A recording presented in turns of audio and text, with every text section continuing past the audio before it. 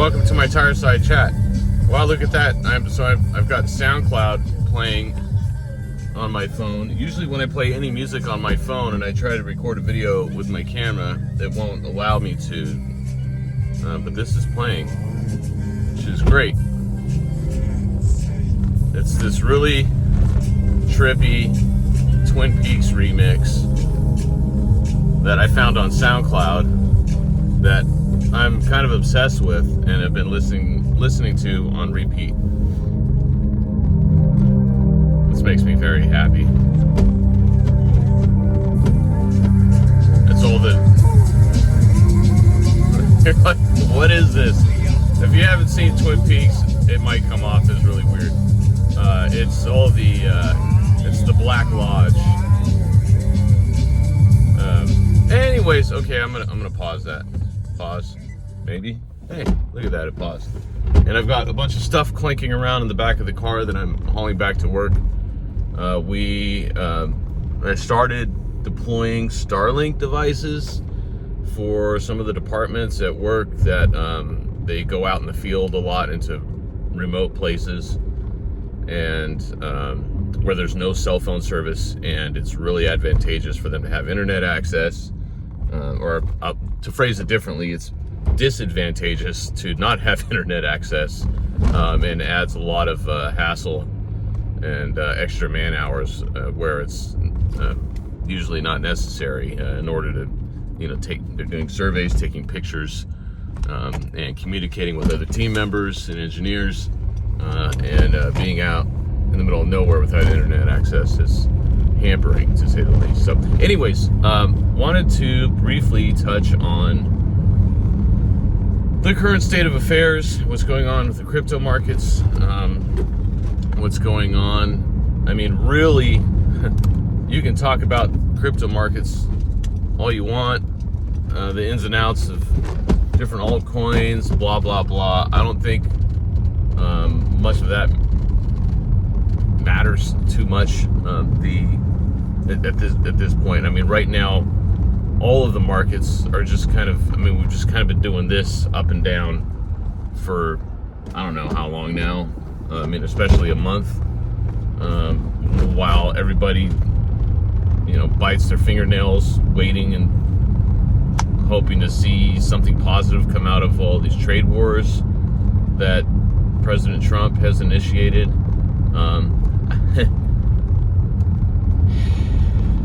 Is there going to be any silver lining or anything positive? I mean, I don't understand. Well, it just doesn't make any sense how some of the Discord groups that I'm in that are just flooded with Trump supporters really still think that somehow this is all going to work out in our favor and China is really going to suffer. I'm trying to cross the street here. Okay, here we go. Yeah, I don't understand that perspective. Well, it's not that I don't understand it. It just doesn't make any sense. And we're at a point now where, yesterday China canceled a bunch of orders that they had from Boeing. So they're going to stop those shipments, and then they're canceling a bunch of exports to the United States. So we're going to see some effects of that real soon.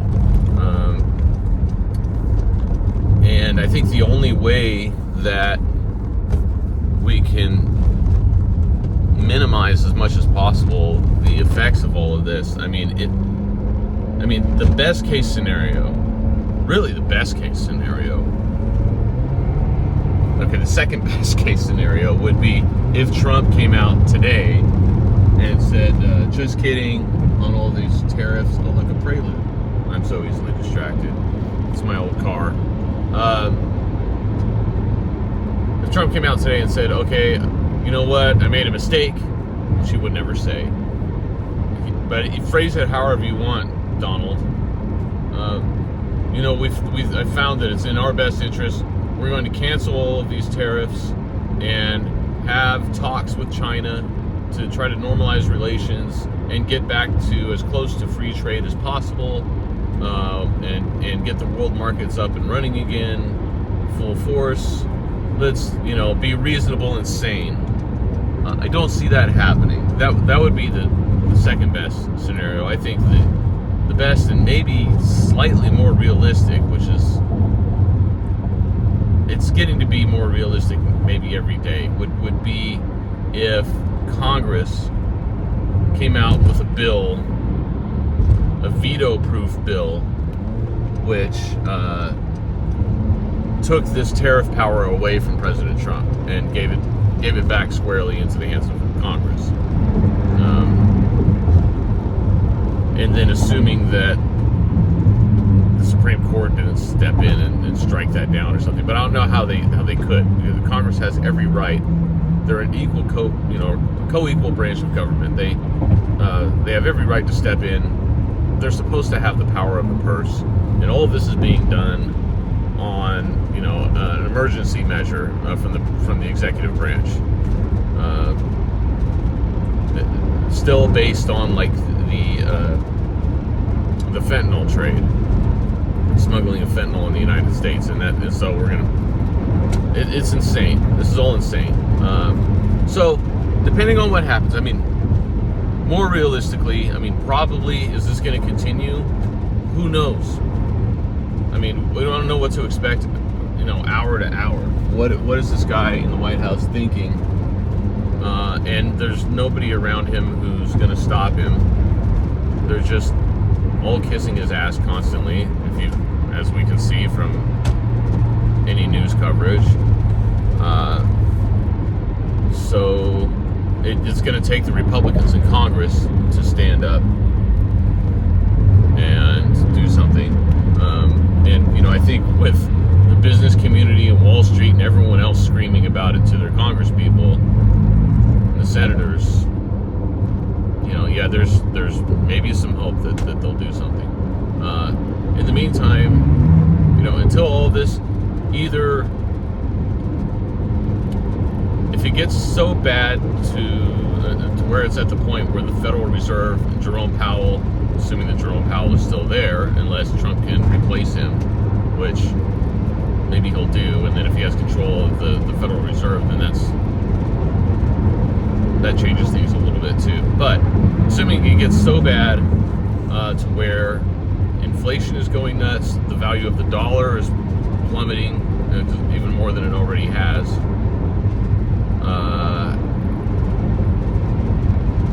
then maybe the Federal Reserve will step in and have to take extreme measures. Like what else? The other major thing that's happening right now, which is really what caused Trump to flip-flop and to cave a little bit and pause the tariffs last week, was the bond markets, the interest rates on U.S.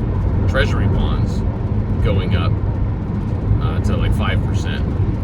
The 30-year bonds at 5%, and then the 10-year bonds at 4.5%, which is high, and it happened really quickly. And that's bad because all the rest of our interest rates in the country, when you go to get a mortgage, really that's what everything is based off of, or that's what there's a trickle-down effect from that to the rest of the economy. So if we get to the point where those interest rates go up more and more, that's where we as average Americans are going to see the effects of that big time. And between that and inflation and the devaluing of the dollar, not to mention if the dollar loses its status as the global reserve currency, which it's like we're kind of forcing people's hands on that now too, potentially. We're going to have way less buying power than what we have now with the dollar. So, you think things are expensive now? We haven't even really begun to see the effects of everything that's happening.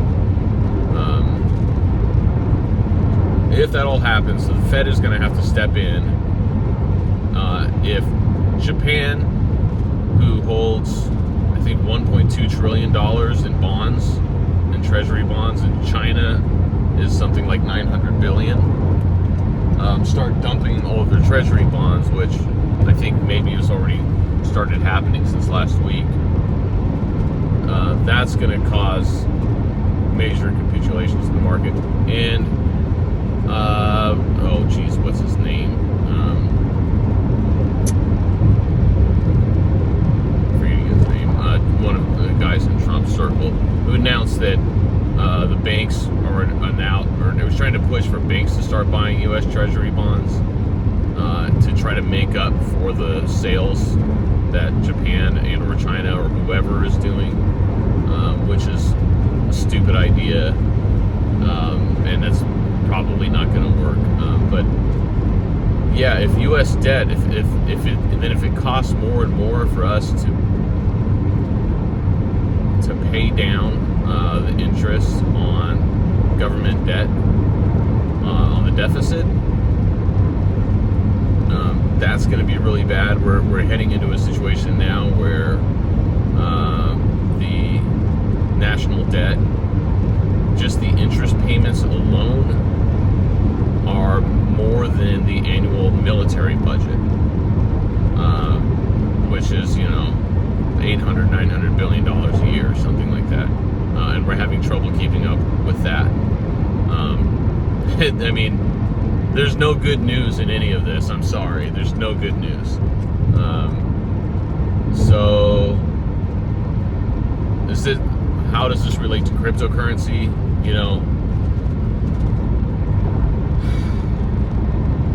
I think cryptocurrency is kind of the least of our concerns right now. It would be nice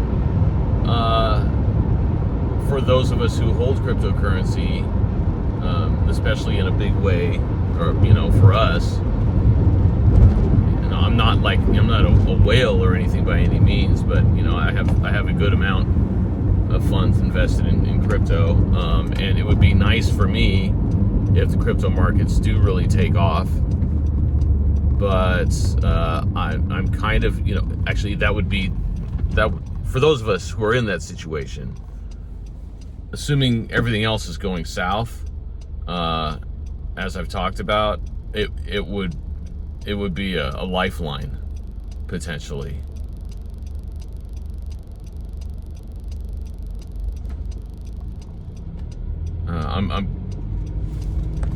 I mean, not only are we potentially heading into a recession, the way things are going, but it's more than that. I do think it's more than that, because we're seemingly coming to the end of an 80-year period where the United States was the economic powerhouse of the globe. And we've burned through all of our credit. I mean, up until 1980, in the Reagan years, we were very much the powerhouse. Well, and really starting with Nixon and decoupling the dollar from gold, the gold standard, and then with the Reagan years coming in and really moving the government in every which way towards a credit-based system and opening up the flood banks.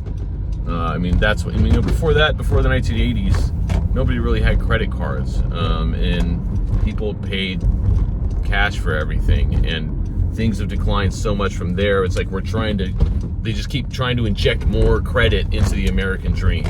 That's what we've been doing for 45 years, and you can only do that for so long. And we just keep increasing our spending limit, and the interest rates, now it's like we can't keep doing that forever without there being some detrimental effects, which is where we're finding ourselves now. And when it gets to that point, and then the rest of the global economy is at a point where they've caught up and or surpassed us and are finding other avenues to support each other. We have the BRICS nations, which are, they're 35% of the global GDP now, where I think it's the U.S. And like the G8 or G7 is more like 24 or 25% of the global GDP. And that's saying a lot. I think it shows there's a major shift in the alignment of money and capital in the world, and the way things are working. And China has been slowly and strategically building up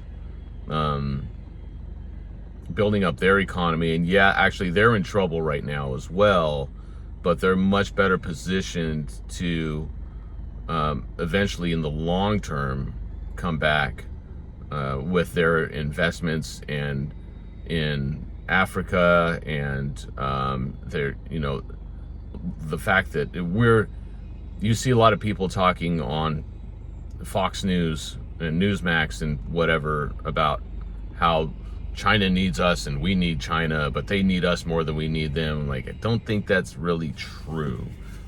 China and other countries have been finding alternatives to selling to the United States, and they may go through some short-term pain, as Trump likes to continuously say about us.